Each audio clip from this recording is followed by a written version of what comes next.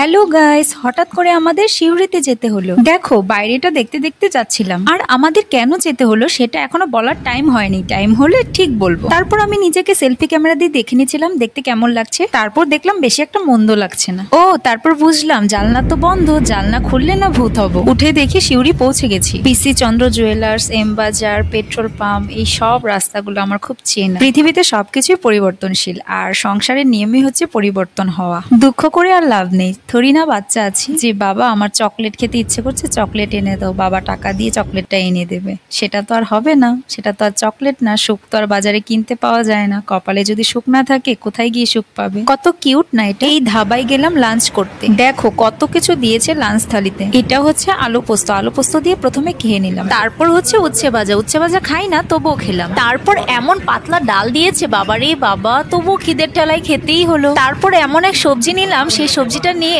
অনেক কথা মনে পড়ে গেল। তারপর আর কি, তারপর নিলাম রুই মাছের পেটি আর হচ্ছে সর্ষের ঝোল, যেটা দিয়ে মেখে খেতে খুবই ভালো লেগেছে। আর এই থালিটার দাম নিয়েছিল গাইস 180 টাকা। ভাবা যায়। আর যাই হোক, খাবার পেয়েছি এটাই অনেক। পেট ভরে খেতে তো পেরেছি। খাওয়া দাওয়া কাজকর্ম সব কমপ্লিট। চলো এবার বাড়ি যাই, টাটা।